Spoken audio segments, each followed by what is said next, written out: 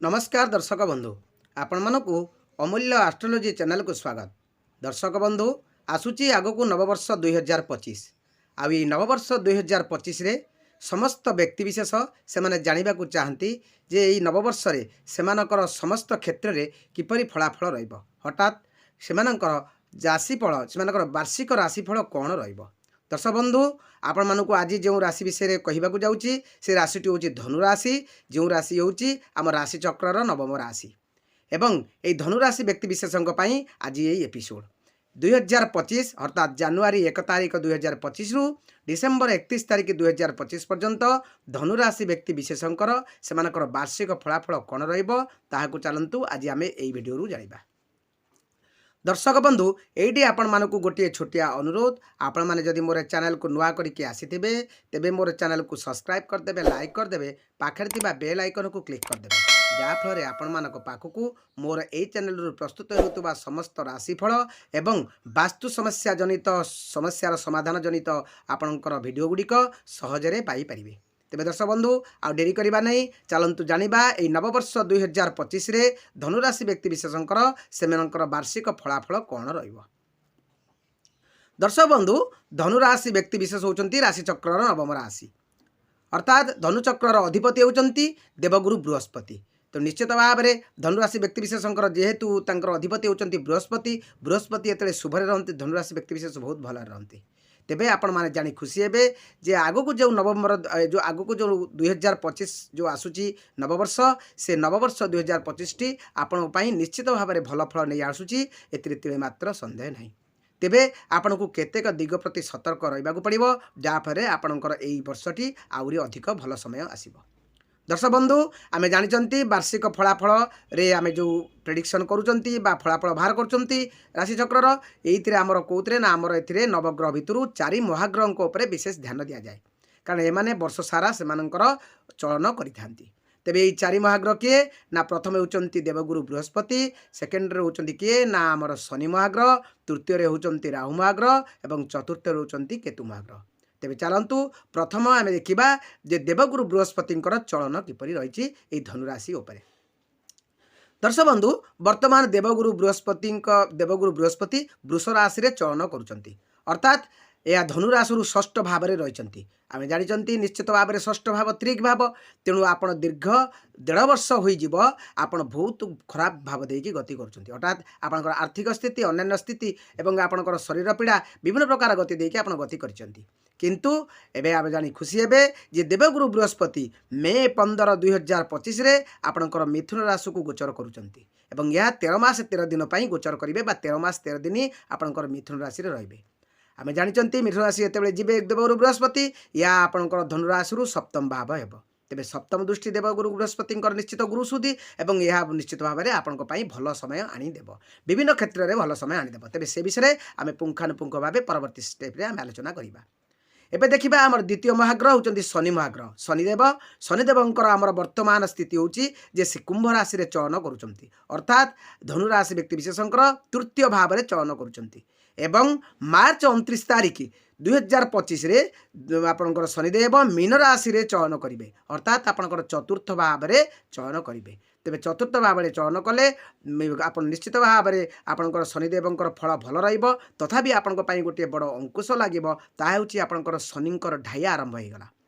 आपणकर सप्तम भाव में जितेबाला रहीजे शनि आपणकर राशि रे शनिर ढाइयार आरंभ होईगला, तेणु शनि ढाइया जोटा कहते शनि सप्ताह जितेबाला आरंभ होईगला आपण सेतिपई टिके निश्चित भाव में कौन रहिबे ना निश्चित भाव में सतर्क रहिबे। तेबे चलंतु तापर जानिबा तृतीय राशि राहु महाग्रह।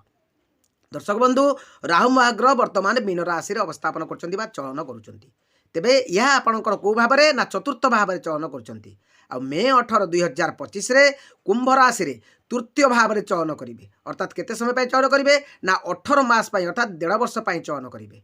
आउ केतु महाग्रह कौन करेंगे ना वर्तमान आपणकर कन्या राशि रे चयन करूछंती अर्थात आपणकर दशम भाव में चयन करछंती। दशम भाव भी भल भाव भाग्य भाव एवं वर्तमान आपणकर जेहेतु कन्या राशि चयन करछंती या मे 18 तारिख 2025 रे सिंह राशि रे चयन करेंगे अर्थात आपणकर नवम भाव अर्थात आपणकर कर्म भाव को से ओल्हेबे। तेणु निश्चित भाव में केतु महाग्रह आपको भल फल देवे। तेबे ये 4 महाग्रह भितर आपंकर शनि महाग्रह जो 2.5 वर्ष रे आपंकर ढाइया चलो ढाइया चलिए शनि महाग्रह आपको शुभ फल देवे। केतक दिग प्रति आपको सतर्क रहा पड़ो। तेबे चलतु एबे जानिबा जे आपणकर एई नववर्ष 2025 रे फलाफल किपरि भाव में रहिबो। दर्शक बंधु निश्चित भाव में देवगुरु बृहस्पति जेहेतु शुभरे आसुचंती आपणकर आर्थिक स्थिति मजबूत हेबो, समाज रे सम्मान बढ़िबो एवं लोक संपर्क बढ़िबो, बंधु बांधव आपन को अपनाइबे, बंधु बांधव सहयोग आप लोड़िबे। कर्म क्षेत्र में जदि अच्छे कर्म क्षेत्र में आपंकर लाभ हेबो, जदि सरकार चाकरी करछंती आपंकर पदोन्नति हेबो एवं जदि आपण एजुकेशन सिस्टम रे रहिचंती एजुकेशन शिक्षा भी रहिचंती तेबे आपन एजुकेशन मध्य बहुत भल रहिबो।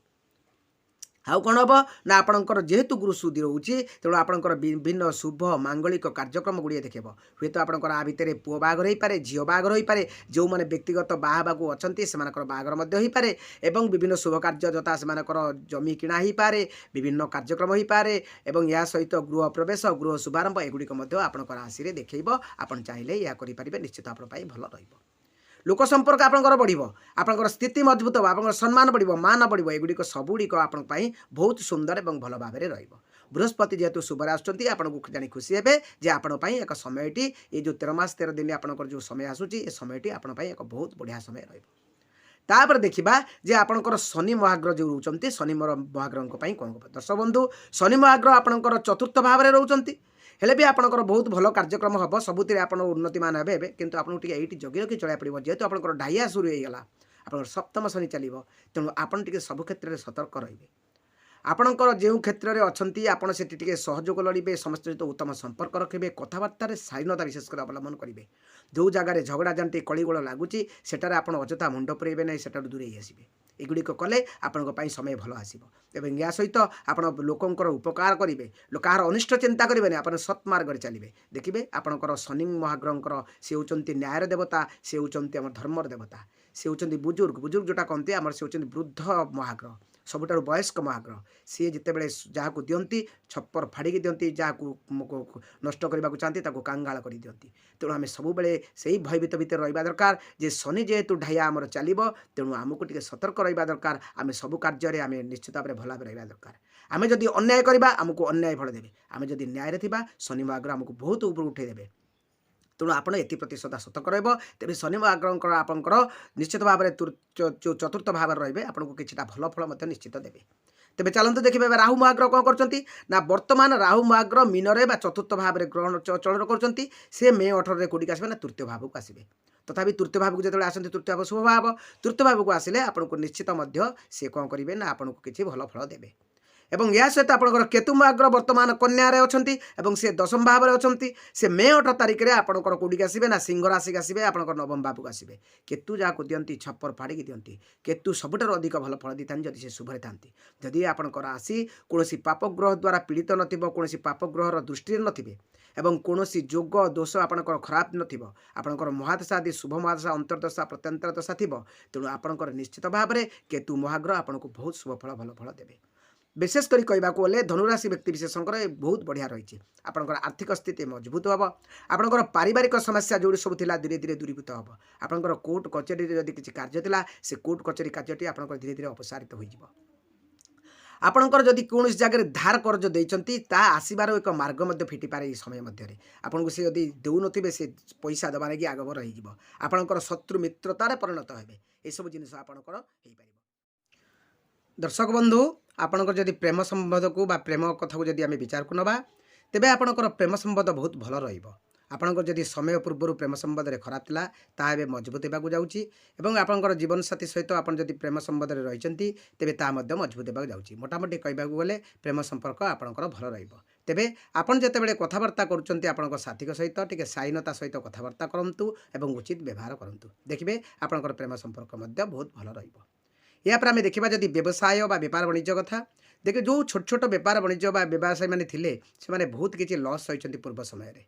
तेबे समय आसूची सेमानकर भल समय आसूची सेमाने तांकर किछिटा मात्रा निश्चित भाव में सेमानकर इनकम को बढ़ेबे एवं सेमाने किछित धन कचित धन मध्य रखिबे। दर्शक बंधु जो मानकर टंका करज से देइथिले सेमाने टंका फेरी पाउनाती से टंका पाइबार मार्ग मध्य खुली जिवो। आपको गोटे कथा ये कही रखे जेहेतु शनि ढाइया आपंकर चली तेणु आपड़ टे भाई जहाँ को टंका देवे आपको टंका देवे भाई ना आपंकर टंकाटा अजथा बुड़ी जबार भय रहा या सहित आपण मैंने जिते रास्ता घाट जाऊँच गाड़ी घोड़ा जाऊँच टे हुशियार कि जी एवं आपण दुखी दिन दरिद्र को साहाय्य करेंगे मूल्या श्रेणी लोक साहाय्य करेंगे से मन बुझी से खाया देवे देखिए आप समय बहुत भल रहा दर्शक बंधु आपंकर आर्थिक स्थिति आपंकर पारिवारिक स्थिति आपंकर वैवाहिक स्थिति ए सबुड़िक भल रहा तेबे आप शारीरिक सुस्थता को टिके नहीं कि आम चिंतित अच्छा तेणु आपंकर शरीर को टिके जगिबे जेहेतु शनिकर ढाइया चलो प्रथम स्टार्ट हम तेणु आपटे शरीर को लेकिन जगिबे जेहेतु बृहस्पति आपंकर शुभर अच्छा आपंकर एतटा शरीर खराब ना जहाँ शरीर हम आप निश्चित भाव में जदि देह खराब हुए आप डॉक्टर सहित देखिए मेडिसिन खाइबे एवं या सहित आप चिकित्सा रे जोग करेंगे व्यायाम करेंगे मुद्रा करेंगे देखिए आपंकर समय निश्चित भल रहा स्वास्थ्य समस्या आपंकर रही दर्शक बंधु यह धनुराशि व्यक्तिशेषकर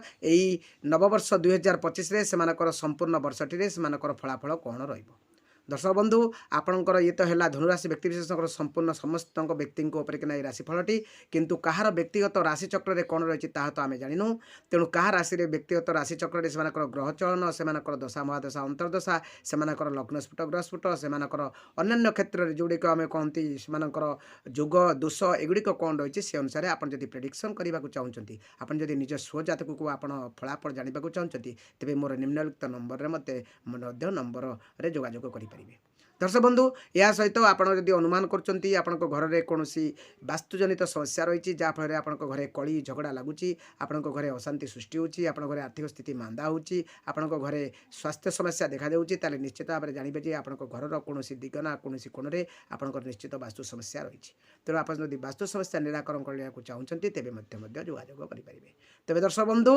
यह धनुराशि व्यक्तिशेषकर नवेम्बर 2025 संपूर्ण वार्षिक राशिफल आपको किपरि लगिला मतामत जणाइबे आपणकर यही नववर्ष 2025 निश्चित भाव में भल वर्ष हो आपको शुभ मंगल देऊ।